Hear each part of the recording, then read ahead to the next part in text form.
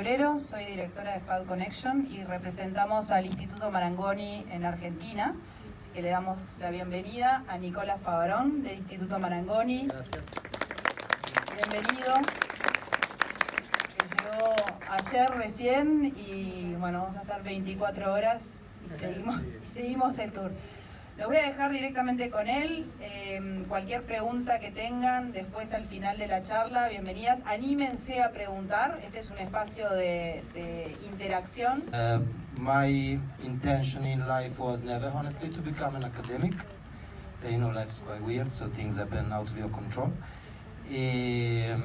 From traditional 2D photography, I swapped into consultancy, and photography is quite cool. If some of you knows it, that it's a very nice job. In 2023, or even in 2015, it is quite difficult to plan an extensive 20 to 30 years career. So I always thought, okay, I better have a job at the side. Education is very safe harbor if you are an expansive person and you want to share your knowledge with people. So I started to teach, might sound laughable, I mean, for me at the beginning it was, in universities, no? And then 3 years ago, I started to run these two programs at Instituto Marangoni London, which is a big international fashion school. This is not a promo for the school, but it's just things that I do on a daily basis with my students. So we do a BA that is fashion styling, creative direction, with a little pathway on visual merchandising, and then an older brother, which is a master's in fashion styling, creative direction, and digital content, in which basically we teach people how to produce fashion content across deliverables and devices, using fashion as a lens through which interpret society. Our, let's say, basic methodology is research, production, and validation through seasonal trends. If you know fashion, you might know that as long as you understand how trend works, you can find first employability in fashion. But obviously, if you work on trends, the big risk is literally to last the time of the trend, plus being totally consumed by your employees. No? So the idea is to form forward-thinking image makers. Forward-thinking meaning having the confidence to express every point of view we might have in a moment in which we are also politically correct, at least in Europe, and transform it into a product through which we generate revenues. So what we do, just again to give you a little context, we work across all media. We work with all the things that you're going to see today is work that we do with students. We use traditional 2D photography. We use mixed media. This is photography, then scan, painted over. We use 3D.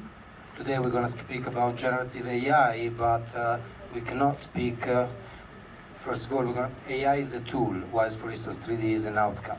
We're going to speak about traditional industry, the usual 2D one, and now it is strictly intertwined now with 3D one, what people call the metaverse, which for us is nothing but CGI, computer-generated imagery, that we produced in the last 20 years. The difference is it costed a fortune, and now everyone can do it with relatively little knowledge using open source softwares like Blender or a Real Engine or MetaHuman.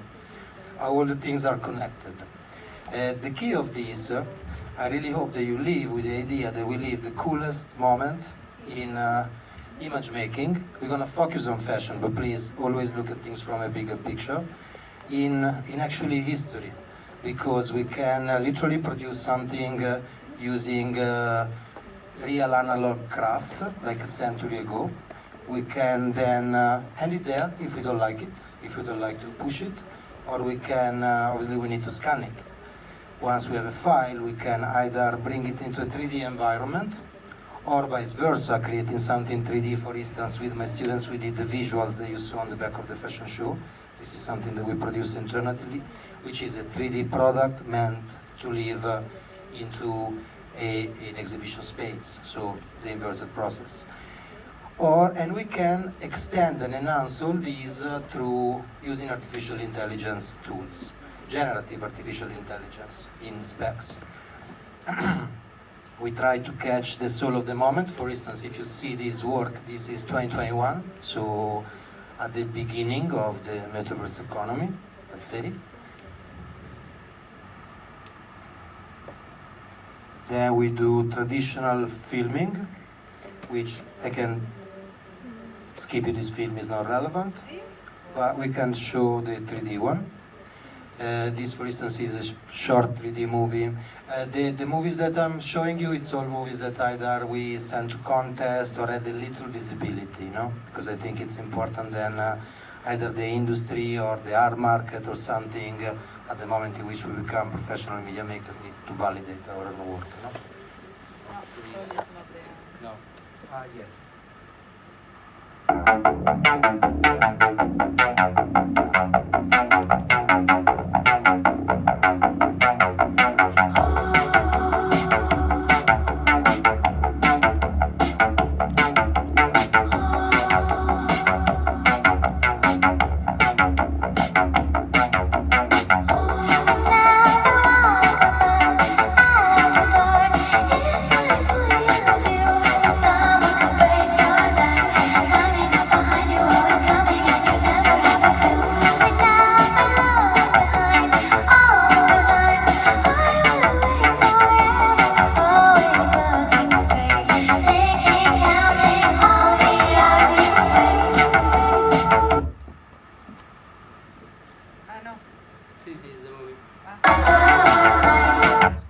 I'll show you the other one before, because we go in agony with this microphone and change of sound, so let's save the agony to each other.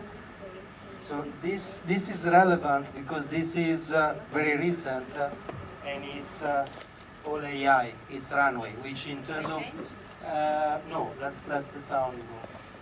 Which, as you can see, I don't know how familiar you are with AI tools, it's still quite cranky and digitally plastic. But it's like Mid-Journey 1 year ago.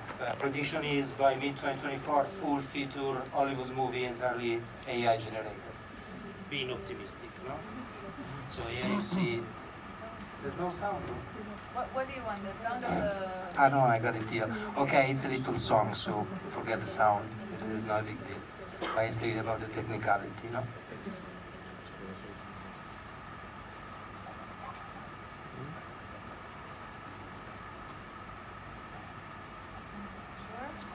See, because it's finishing. This is all text to video, so prompt to video.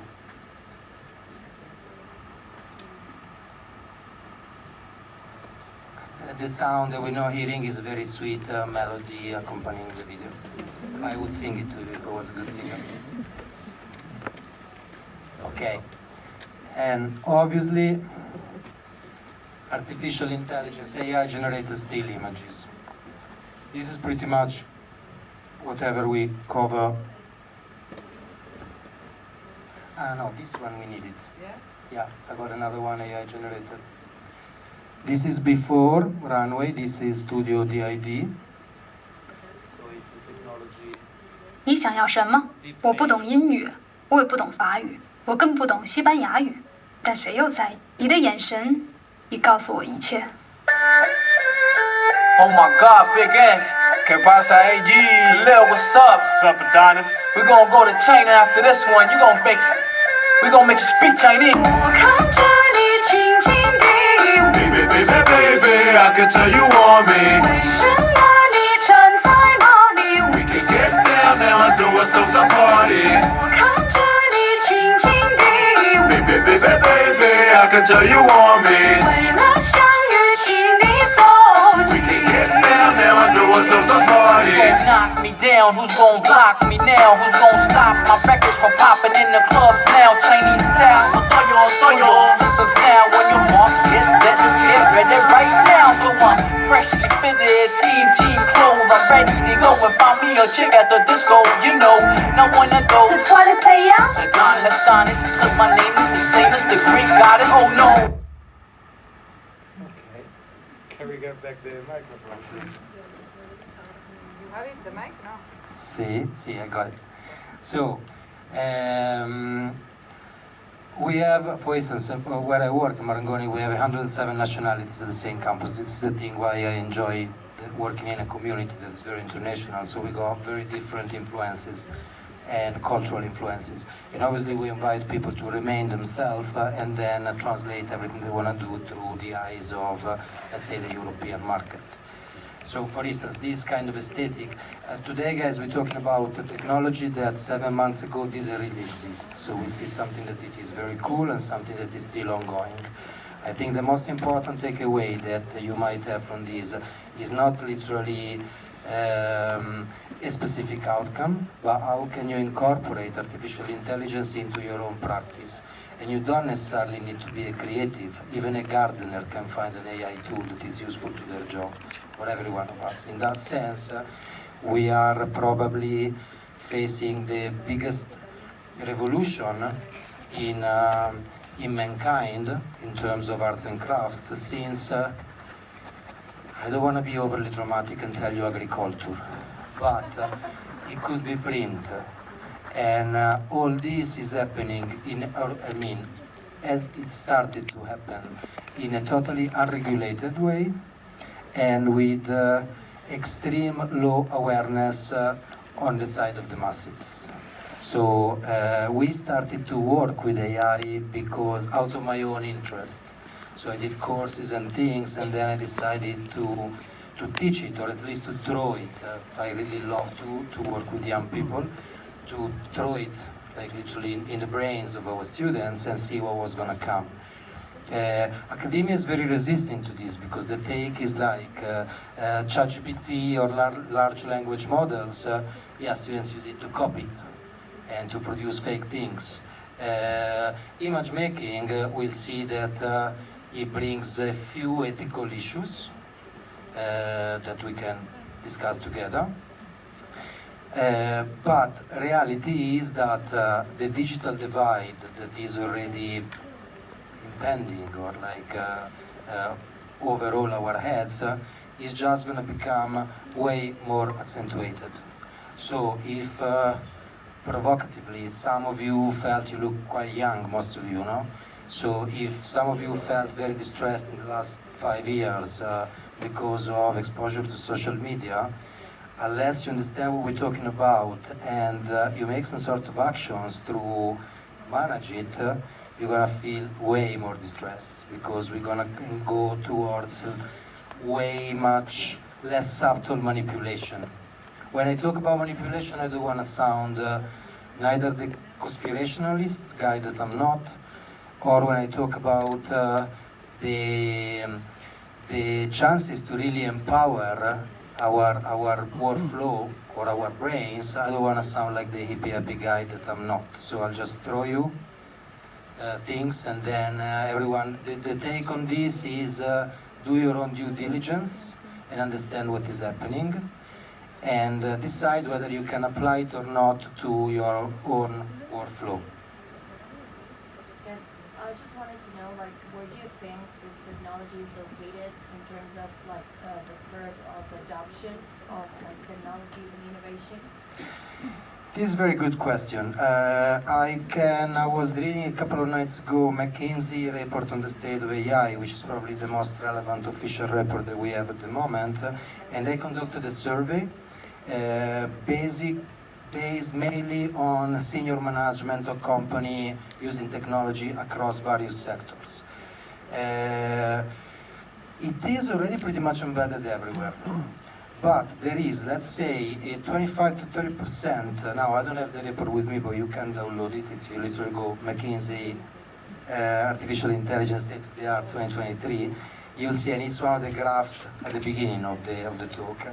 There's senior management is pretty much aware of what's happening, and it's already avid users, mainly ChatGPT, so large language models.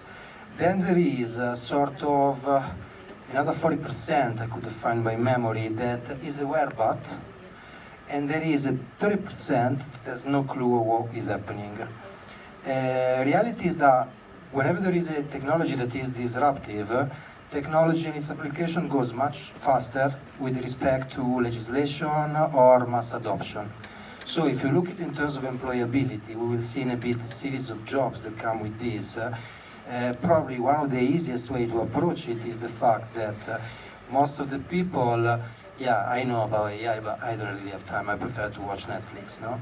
So this is also going to be probably the form of highest paid consultancy of the next 5 years, because every single company will need to automatize processes.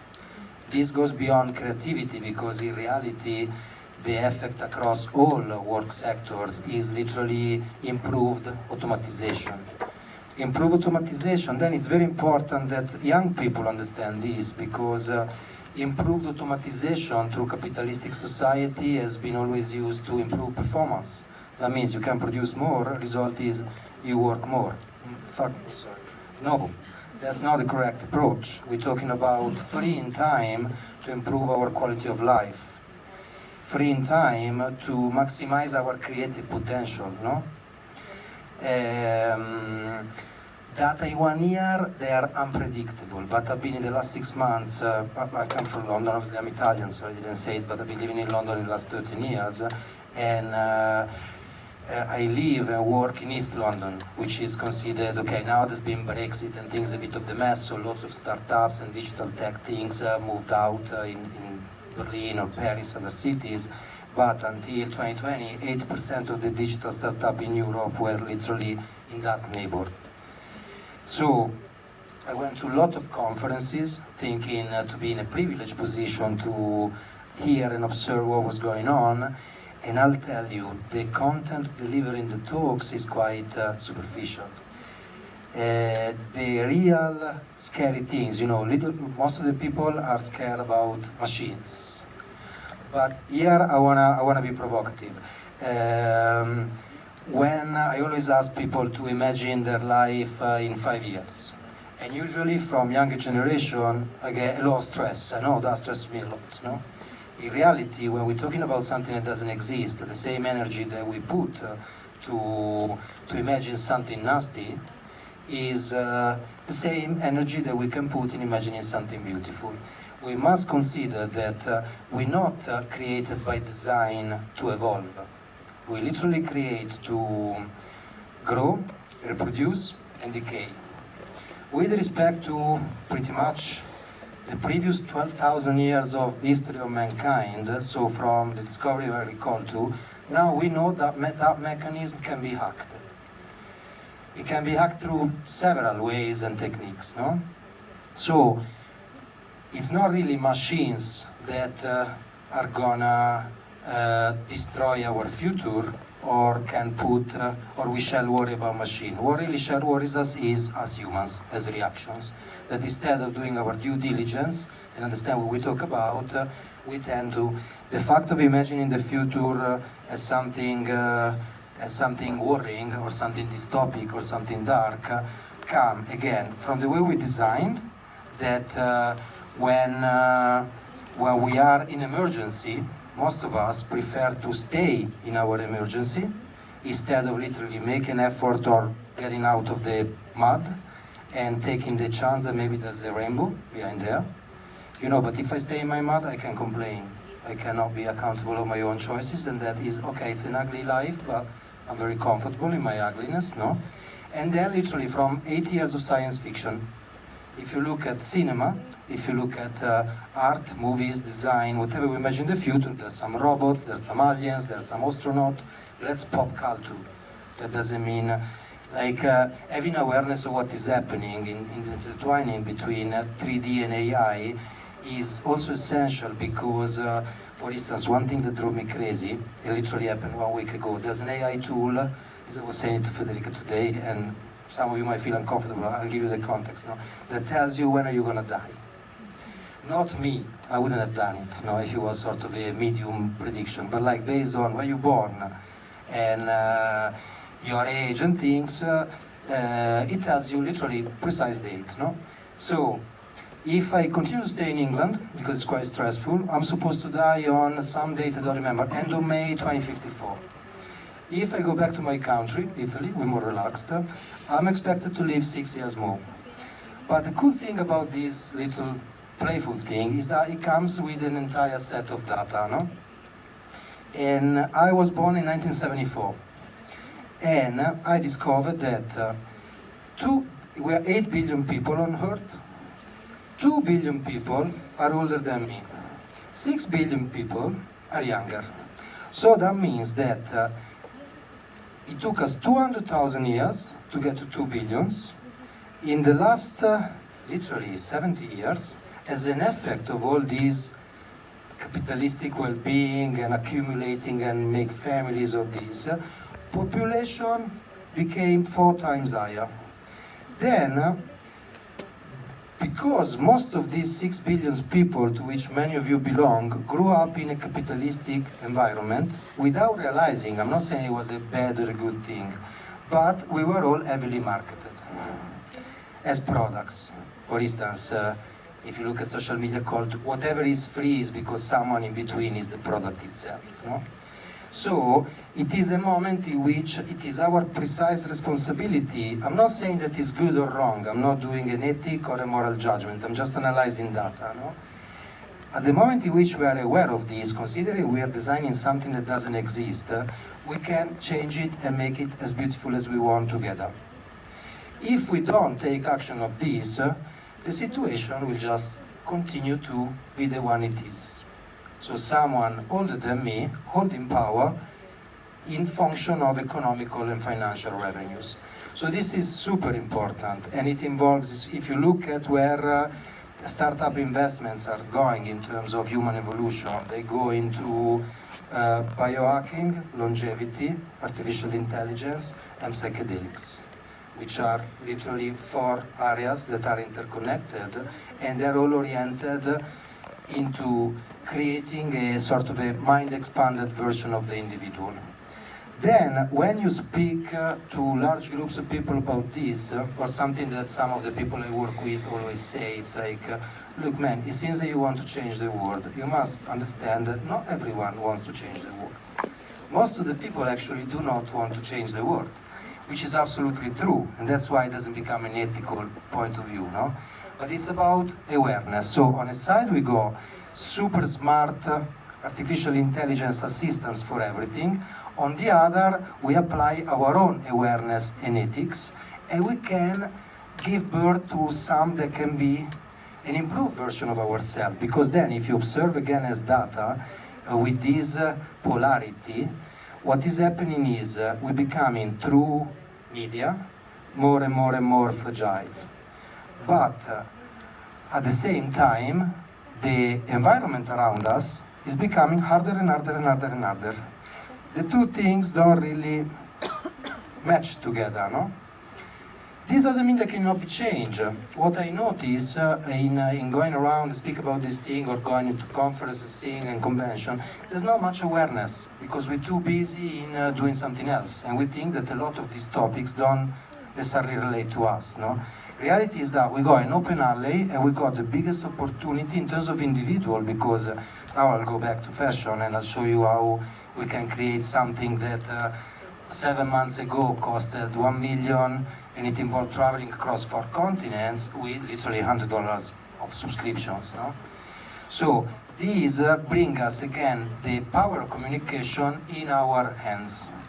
On the other side, because there's very smart people that are already using it, if you're not aware of this and we take for granted whatever we see in our social media feeds, it is extremely dangerous because it will generate extreme discomfort. So,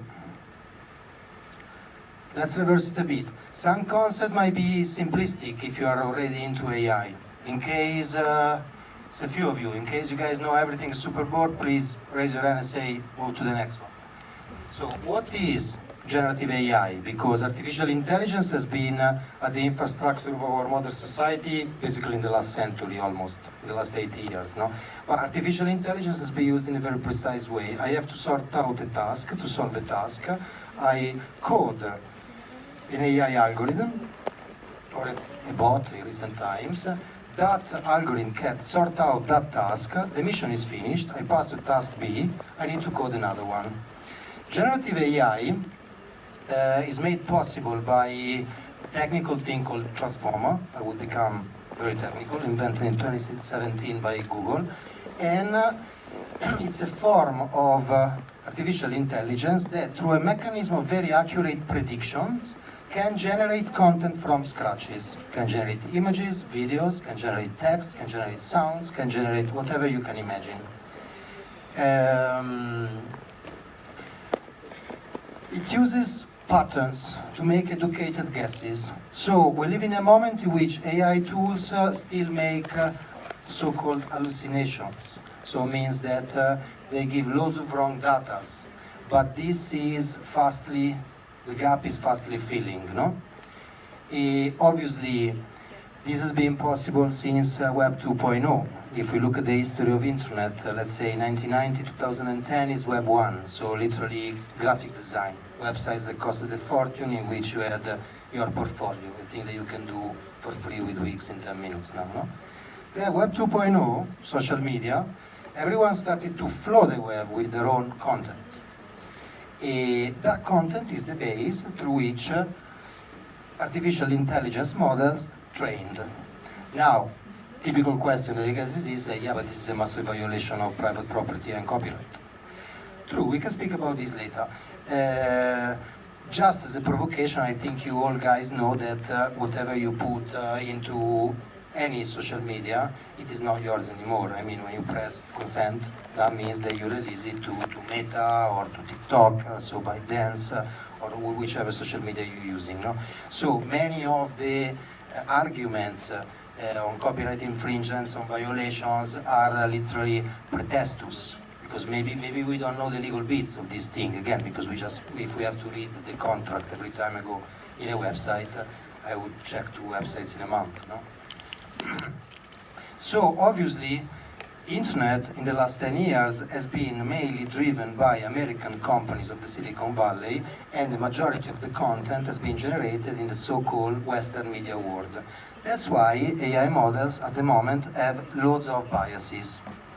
So they don't really recognize 100% inclusivity, they don't recognize diversity. You literally need to sort of hack them.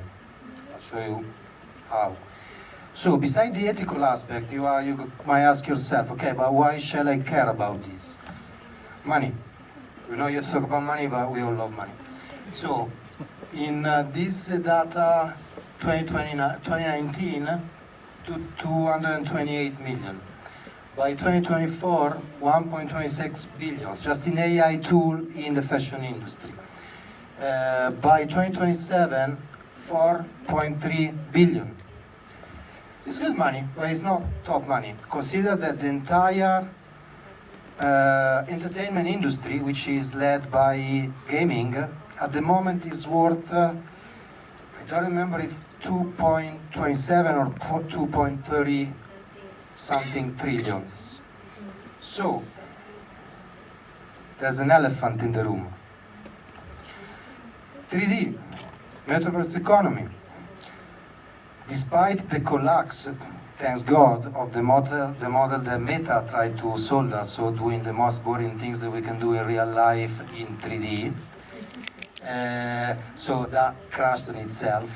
3D economy, when we speak about metaverse, for simplicity of usage, because you might be super expert on metaverse, but I'm sure that here there's people that as soon as you hear metaverse, you start scratching yourself. So, as content creators, we can refer to metaverse as 3D internet. That's it. We got an internet economy which is based on 2D. And for how many of you guys are familiar with VR, with immersive experiences? Okay. Okay. See, it's always a minority yet, because statistics show us that only 2% of the population of the world have regular or random access to VR, no? At the moment in which you do one random immersive experience, the concept of 3D internet is crystal clear, because you just go around and say, okay, this is 3D internet. Until we don't do that, for our brain it's extremely difficult to understand the concept of 3D internet. Also because there's a plethora of 3D platforms that everyone uses in 2D. So I move my avatar, it's supposed to be a fun thing because I can go around, do things, with a trackpad, no? After 10 minutes, obviously that's the most boring experience of life. But in terms of content creation, we can refer to 3D content as literally CGI, computer-generated imagery. As I said at the beginning, it's something that we've been doing even 25 years now, no? And in terms of financial outcomes, prediction is still those 5 trillions. And if you look at the layers of the metaverse, you might, even before we go in details, because now a business like to, understand how content and experiences, platforms, infrastructure and hardware, and enables, all can be affected by artificial intelligence. So we're really talking about something, it's like, you guys like mushrooms? What do you want to say? Mushrooms, yeah, mushrooms. But even like healthy ones, lion's mane, reishi. Okay.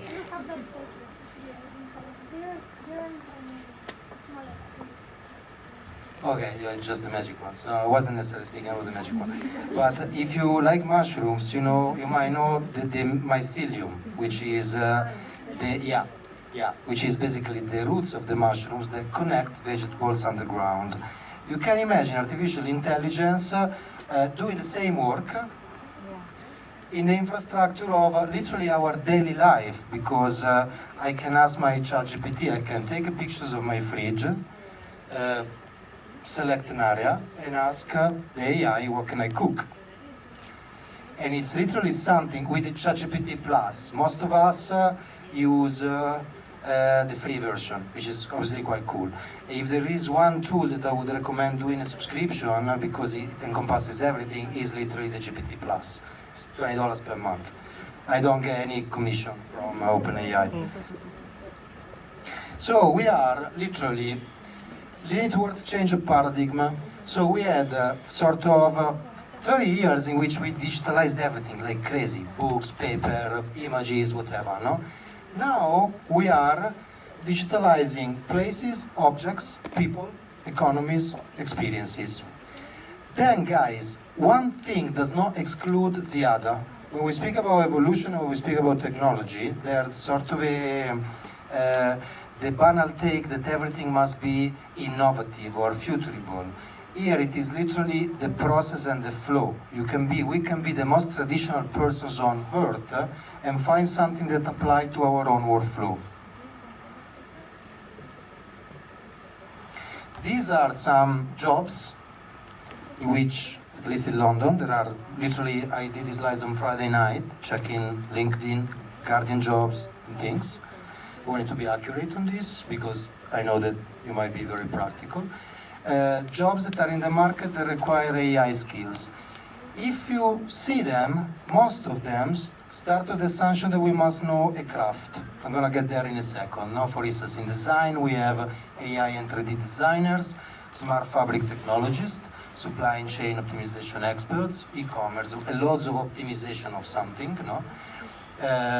Training specialists and educators, this is what I was telling you before, like consultancy, sustainable fashion consultants, sustainability is a big word, AT system policy makers, quality control, intellectual property consultant, loads of, for instance, the biggest application in fashion today we will see create idea generation and design, but in reality biggest application in fashion is the automatization of design processes and the marketing side of it. If I could already through banal algorithm sort of spot you on, now I can really produce you a constant flow of 120% very personalized content, no? Virtual fashion stylists, virtual creative directors, virtual avatar managers, like 3D people. But the curious thing, if you read this, you might think, okay, I need to go to school, become a coder, an engineer, or things. In reality, being the craft, the necessary skills, what these companies that recruit look at, it's, jump the slide, oh no, it is not in this presentation, but it is soft skills. So it is awareness, it is critical thinking, It is empathy. Empathy is a very big thing, the capability to interact with other humans. It is all tools that don't require necessary knowledge, but require openness and awareness. So, how can artificial intelligence image creation be applied to the fashion content? That is the first things that you read in the slide is the key content, because whatever we do is run by our own human point of view. We work now with a technology that doesn't work following our own parameters. Artificial intelligence can combine eras, styles, specific references, specific patterns, specific color palettes, specific information in a way that it is not human, it is artificial. It's a combination of billions of data, literally in seconds, to give you outcomes that are unpredictable. How familiar are you guys with Midjourney? Okay, so the ones of you that are familiar, or with any image generator, no, might have noticed that I can write 10 times the same prompt and I will have 10 times a different result. So this is because AI doesn't follow our own creative pathways, no? Synergistic collaboration, this is what I told you at the beginning. We can literally shoot like analog or paint like in the 15th century and then bring it into the future. When we link these to the metaverse economy, you know, lots of people again thinks, if I want to produce, if I want to have a slice of those 5 trillions, I'm gonna have to sit down at my computer and produce 3D objects for the rest of my life. Partially true, if you like that, but the coolest thing for us is that we can import our 2D content into 3D environments, so we don't need to change habit zero. We just need to have a good CGI artist friend, or address that kind of market, no? Enhanced visual narratives, streamline production. If you're familiar with image making, you know the production is essential, but it's also the most boring things. There are AI tools in which you transform a voice note into an Excel file. You understand, and producers are very much relieved. So all this is truly pioneering new aesthetic. The tools that we're using most now are basically these 3. Are ChatGPT Plus, together with DALL-E, and we're talking about something that was launched 3 weeks ago, so allow the machine a little time to set up.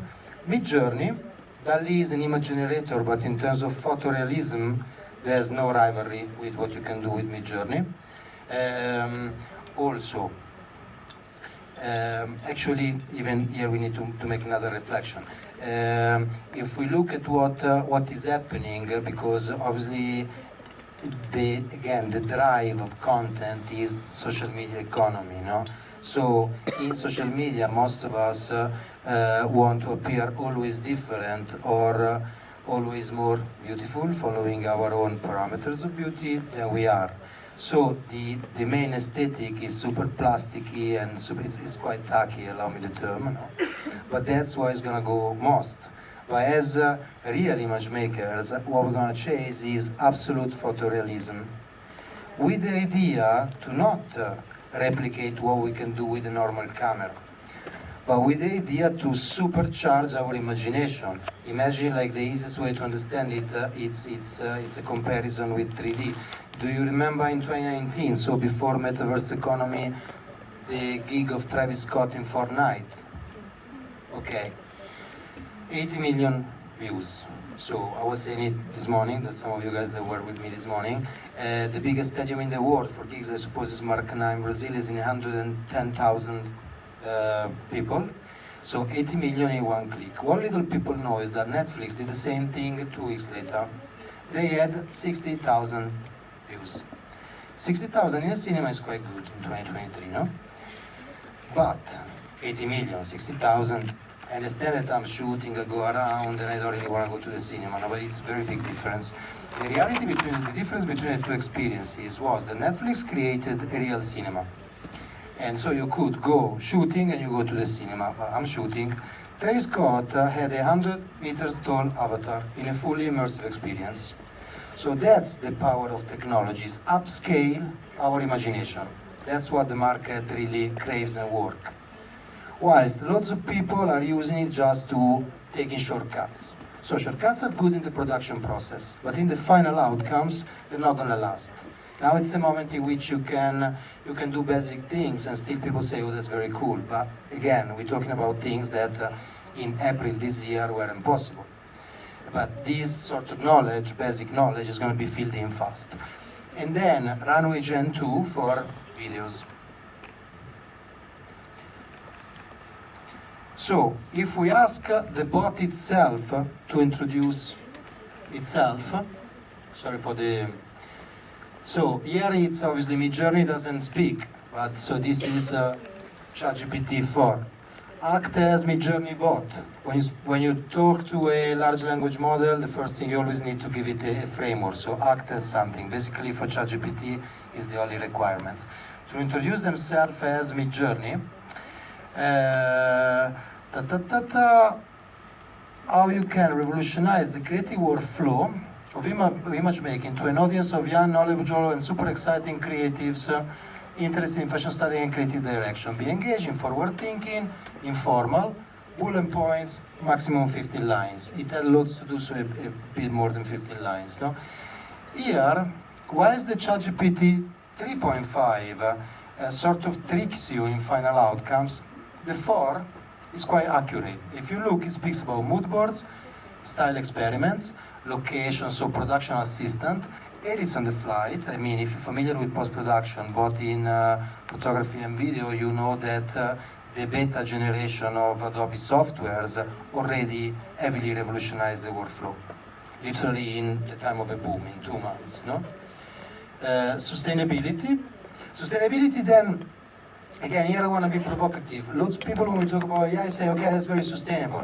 Yes, because we don't consider AI as the biggest part of what is contained in data centers, which are one of the most polluting things that we got in the world. So being AI is still just a niche of it, we say AI is very sustainable. In reality, data are incredibly polluting, but that's a whole different story, no? Collaboration, 24/7 machine. If you see, it doesn't tell you we're gonna do the job for you. It's an assistant. Most of all, for fashion, the biggest limitation of AI, it doesn't recognize the brands and the garments. So, for instance, this is a very banal example. This is Plateau Atlantis, Alexander McQueen, 2010, one of the most popular collections ever, no? When, with a little 30 minutes in Midjourney, not a basic prompt, you try to reproduce something, the bot understands that something crazy is going on, but, you know, it's literally a bicycle and a Lamborghini, no? And this is not going to improve for a series of questions. Now, for instance, the latest version are way more regulated than the previous one, because obviously in the last 6 months, big debate about copyright, about ownership of the things used for references has been open. So, for instance, if you put in ChatGPT now, create an image of, I was saying this morning, because it's the only one I tested, Kanye West, it's going to tell you that no, it's not going to do it for you. But if you put, create an image of the former husband of the most relevant character of the TV show The Kardashians, it's going to give you Kanye West. So it's literally how to get used to trick and speak with machines, no? So this, for us, as fashion image maker, is not resolutive. In terms of image creation, so there is this specifically for Midjourney, which is the only one that is a bit complex in the way we craft prompts, but in Change we got very accurate images, no? Let's say the Midjourney prompting can be structured. Obviously, all technology of the last 20 years is different layers. There's always a layer that is for the masses. For instance, how many of you have an iPhone in your pocket? Okay, most of us, no? I don't know if you ever thought you get a device that arrives in your box, half charged, and it's 3 a.m. at night, outside is dark, you decide to take a picture. Photography comes from the Greek words photo and graphe. That means writing with lights. So, until iPhones, with no lights, there's no photography. Now we got a device that shoots a picture in the dark, quite accurate, no? So there's always a first layer, which is the organism layer, in which I can put a picture of a cat, and I get what most of the people then say, oh yeah, it's so cool, let's put it, no? Then there are several levels, for instance, several layers.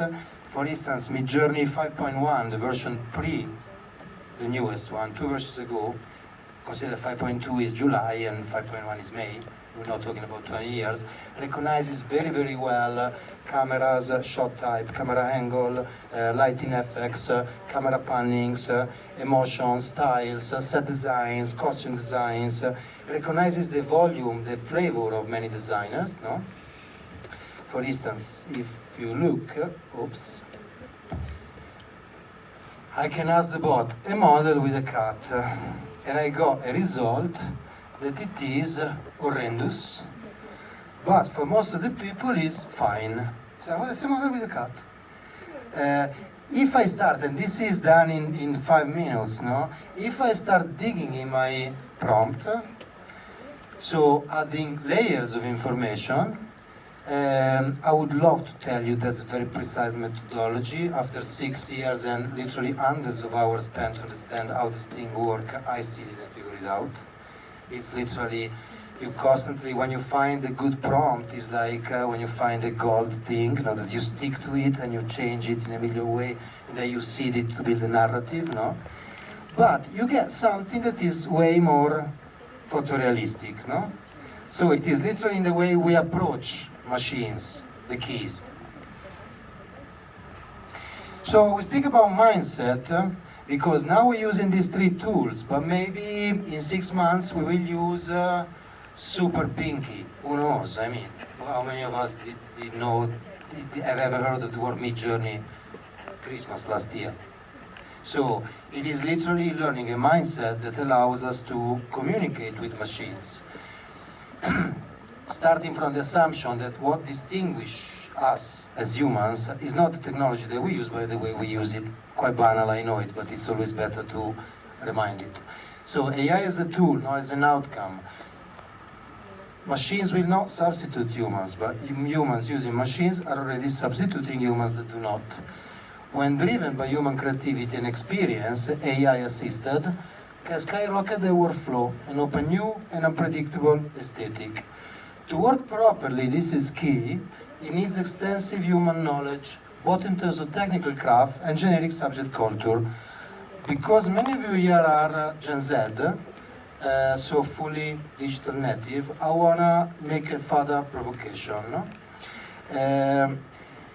The act that you guys done most in your life when approaching technology is scrolling, which is not our fault. It's just that all our devices work based on scrolling. Now, there are extensive scientific studies that prove how the act of scrolling affects both long and short memory, and how, after an attention span of 5 to 7 seconds, our brain goes in a state of very similar to the one of deep trance. So, for instance, how many hours did you scroll yesterday? Tell me a number. Maybe 20 minutes. 20 minutes in the whole day. Yeah. This is fantastic. They will make you a statue. People saying 8 hours. Okay. I work with my iPhone, so I try not to use it. Okay, that's very good. I won't use you as case study though. Is there someone who scroll more than 2 hours? How many?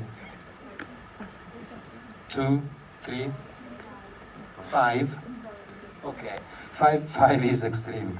So let's assume that in the act of scrolling, you see 1 content per second, which is absolutely unreal because you see at least 4 contents.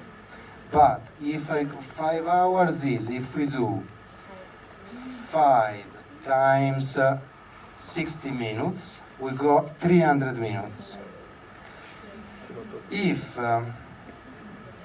I multiply, we say, times 60 seconds, so 1 content per second, Yesterday in your scrolling 5 hours, you saw 18,000 new things. If I ask you how many do you remember, probably you don't get to 10. This, without us realizing, is one of the most dangerous things with respect to an evolutionary approach to life. I'm quite obsessed with evolution and quality of life, whatever we do. Now we're talking about creativity, but this is much bigger. The fact of that working with machine, there will be super big parts of our short future life, forces us to not be, pass me the term, victimized or manipulated, to know what we want. That means that forces us to select the quality of the content we absorb, so forces us to stop and reference, which for instance for my generation is very, very common. For me, I see one cool thing per day, I'm happy. For your generation, it's like, what is one content, you crazy, you can see 18,000. But then, if I ask you, who created that, you don't know, you have no clue. You know, how many times with my students I ask, what is this? And it's like, I don't know, I never heard of that guy. It's like, yeah, but maybe we're talking about Andy Warhol, no, we're not talking about some obscure generational artist. No. Then, okay, there's cultural difference depending upon where you come in the world, no? Then you show them the images, and say, yeah, I know this, obviously I know this. Yeah, but you don't know the fucking skull, the guy, no? So, this forces us to stop, reference, and learn to dialogue in a way that it's also the correct dialogue if you approach the industry in a traditional 2D way. Because the industry is still in the hands of the people of my generation. When I hire someone that is much younger, obviously I'm interested in theory, yeah, fantastic guys, you're gonna be very fresh energies and very good thing. In reality, you cost very little and you work like crazy, no? So when I speak with you, I don't really care about, again, the obscure artist that you two know and it's unsellable, no? Now, because the power is still in my hands, but the only way in which you have to take power of me is learning my language. And then once you learn my language, you introduce yours, because you guys have so many more, no? So knowing what we speak about becomes fundamental, having the right language towards the industry, no? This technology forces us to go in that direction. Stop, outsource information, move on. This is the slide of the soft skills, sorry, it went here. Anyways, what I told you before. And awareness. I forgot awareness. So what we can create either fully synthetic imagery, nice, but what we do with fully synthetic artificial intelligence image. As a case study, for instance, this Vogue Philippines, it's a few months ago, no? Very nice. It's AI artist feature, because in reality this is unfeasible, meaning that there's no magazine that's going to give you a page for free with invented dresses. But it was the dawn of AI, so it was interesting to see what kind of image can I create. Obviously in the credits this is stylist on, AI assisted, and in my budget as a publisher is a minus, because I pay the guy and I don't make any revenues, so not sustainable. But anyway, depending upon the outcomes, some creators did something very cool. Here it's like, the other is replicating the traditional fashion language. Here it's a feature of a very, very cool British photographer that is working a lot with AI, Charlie Engman, no? And here it's like an artificial intelligence-driven evolution of your favorite pets, no? But again, this is a weekly, so a weekly has different dynamics, but you're not gonna do it twice. Or you can do generative film, so keys mixed media. Photography in that sense, fashion photography in general is becoming very similar to filming. I mean, movies has been done in the last 15 years on greenbacks.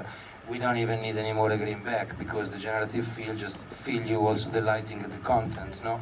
So I have a picture, I literally, I don't know, maybe this is Adobe Photoshop Beta.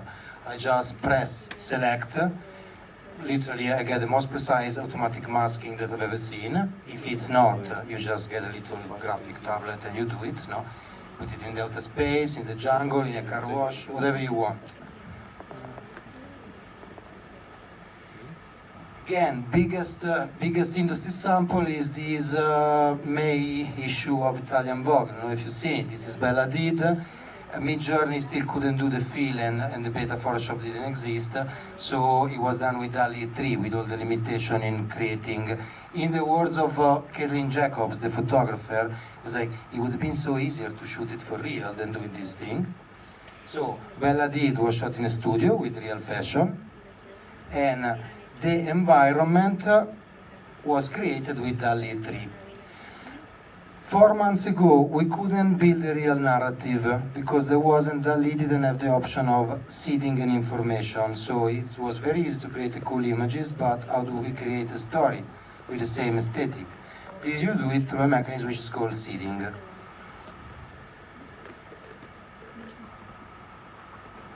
Very easy on still life. This is super plain, no? Just shoot a product if you like to shoot products. This again, this was a combination of Mid-Journey and things. Now with Photoshop beta, you do it in a second. Probably in terms of final outcomes, the most straightforward application is product. This is Tatler Asia, and it's the only sample of an editorial that has AI-generated environments and model, but real fashion. It was created, now here I don't have internet so I cannot show you the backstage. It was created first, the AI images were generated. Then the models were shot in studio with something covering the air and in the exact pose of the reference. And then in Photoshop, the garments were mounted on the original image. So, is all this worth it? Are we doing something that we couldn't already do with Photoshop, Illustrator, with normal software? Not really. That's why the experimentation on the final outcomes sort of stopped before becoming relevant, no? The real deal is the idea generation mechanism, in where we use several, the 3 for instance, AI tools that I showed you together, and we have the most powerful literally creative assistant in our pocket.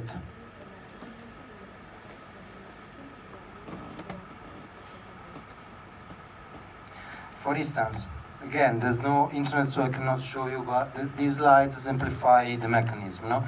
This is ChatGPT-4 that works with DALL-E, so it's prompt and then it's text to image. So I can ask, act as a British, this I did an editorial test. So you might know a magazine called Dazed and Confused, that it was very indie 20 years ago, now it's super institutional, representing a specific aesthetic. So I ask, act as a British Dazed and Confused magazine fashion director, give me 4 ideas for an editorial, fashion photoshoot based in East London and exploring spring-summer 24 trends. Use bullet point and write a maximum of 50 lines. If you see, there's a lot of mistakes, I'm Italian, so the machine understands me anyway. And all these, it comes out in 1 second for the ones that are familiar with GPT. I got my 4 ideas. Now, it is rare that I immediately have the 4 winning ideas. But I like dig a bit on every prompt, elaborate this, elaborate that, no? So, here we go. Retro revival at Shoreditch street art backdrop, industrial chic in the Docklands, botanical elegance at the Barbican Conservatory, vintage market flair at Brick Lane. For my own imagination, it's a bit blunt, but for this test, they work. No? So I think I chose retro revivals at Shoreditch street art backdrop. And it tells me already, without me even asking, no?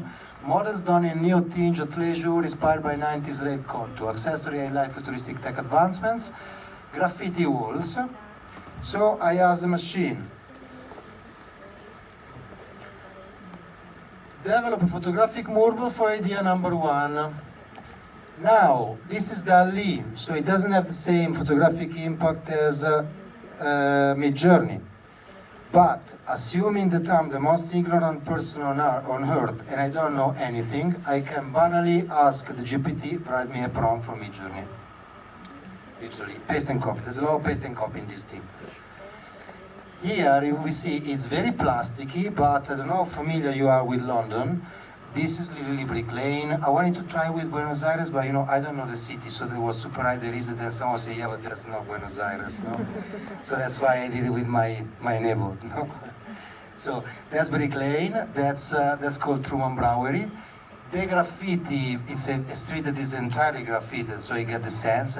Large language models, image making models still struggle with writing and understanding words, but we get in there, no? We got the neons, we got the tech, we got the devices, no? You understand that this has two main cons. First, it took me 20 seconds instead of one afternoon. Let's say that I want to develop my creativity a bit more with the machine, I dedicate 20 minutes, no?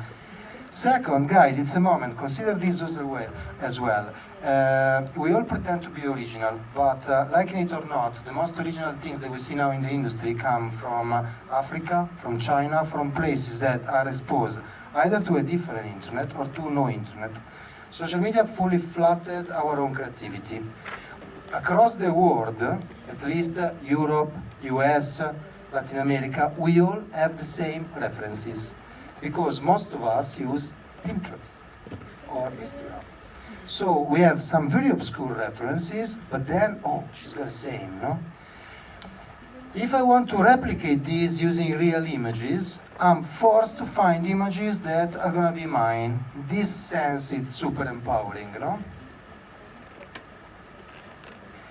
Then, I also want to make a movie, no?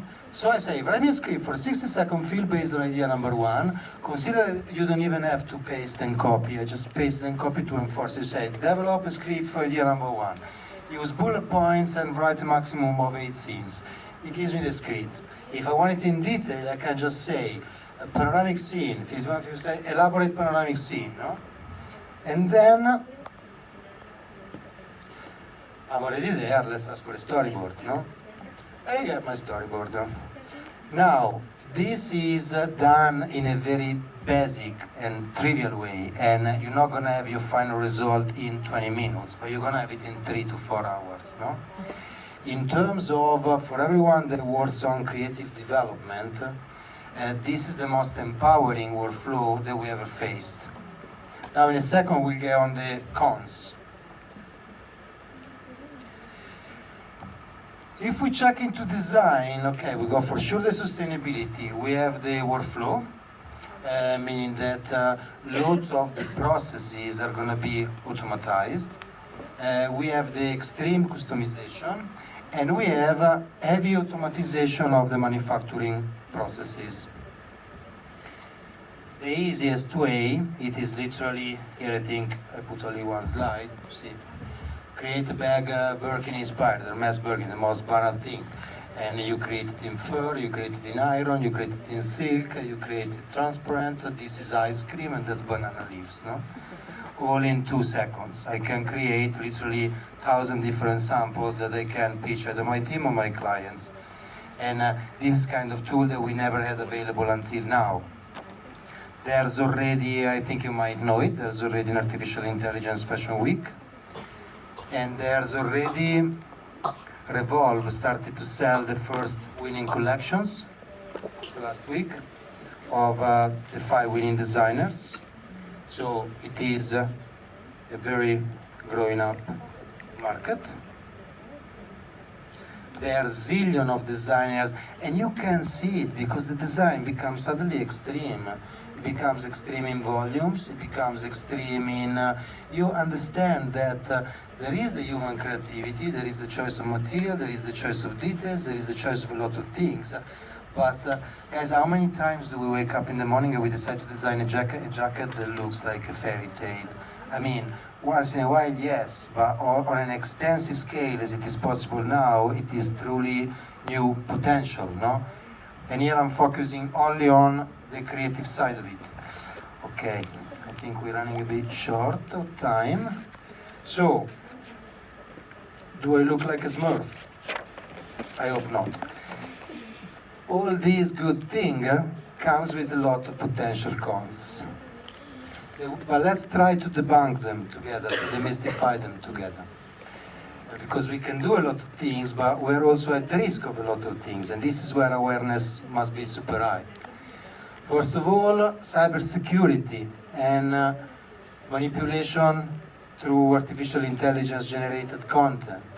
When we talk about cybersecurity, most of us are concerned about our credit card data, bank data, that kind of stuff. The real risk is linked to biometric data.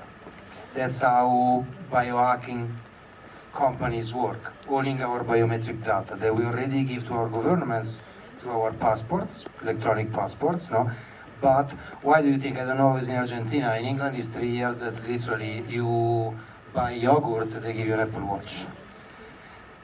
Then it's always our choice. Do I accept to share my data with Apple because I think it's good for me keeping my health monitored? I do it, otherwise I don't. But like everything is becoming a wearable because everyone is after biohacking data. Manipulation of artificial intelligence generated content, it's literally the fake technology that is eating us all. Homogenization of creativity, because if on a side we discuss how creativity can now be super expanded, on the other side, if we're lazy, it can be absolutely flattened. Job displacement, reskilling, job losses, I included it because it's one of the typical questions. In reality, we lack data. There's no extensive data on the situation of the job market 100 years ago, but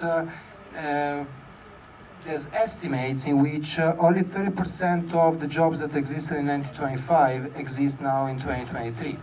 So if some of you grew up with the idea, I'm going to do one job across my life, it's not the job market that is going to disappoint you. It's like that you grew up with the wrong information. Be flexible, because we're going to change, I already changed these 6 jobs in the last 20 years, no? And I might have to change other 7. Then once you got your path, they're all related, no? But job loss, you lose a job on the side, you find another one on the other. Loss of human touch and craft, if you don't keep the creativity at the center. Disruptive economical impact on local economies. There are economies that are heavily based on craft and traditions. At the moment in which this becomes out of control, it can potentially become very disruptive. Ethical concerns, intellectual property infringements. On here there's a curious thing, like literally last week, OpenAI and Midjourney won the first court case ever made, class action made in the US by several artists on copyright infringement.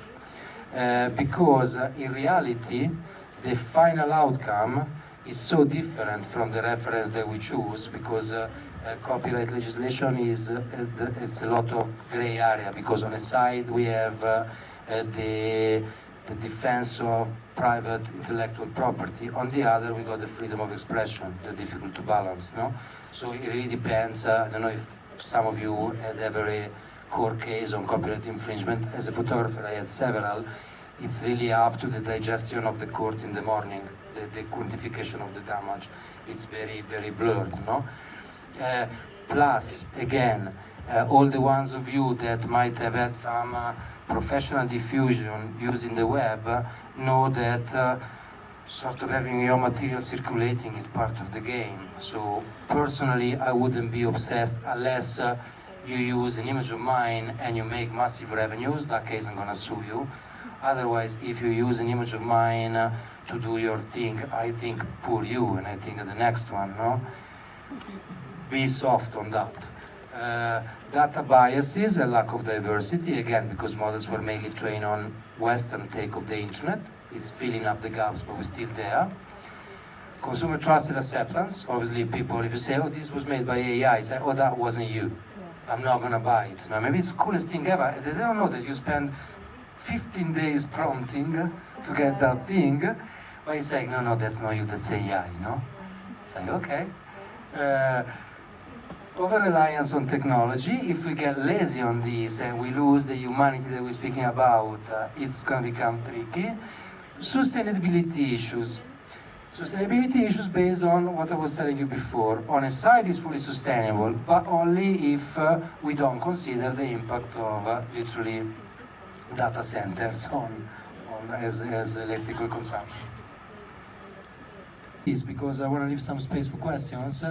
Is that tomorrow doesn't exist yet. We are creating it all together. This is a train that already left the station and it's not going to stop.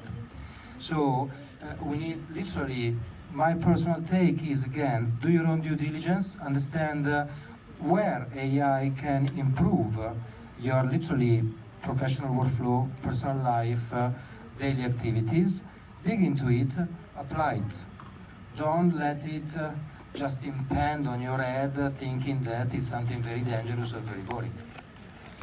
And let's make it, I'm a very optimistic person, so let's make it as magnificent as possible. Okay, so this was a bit the...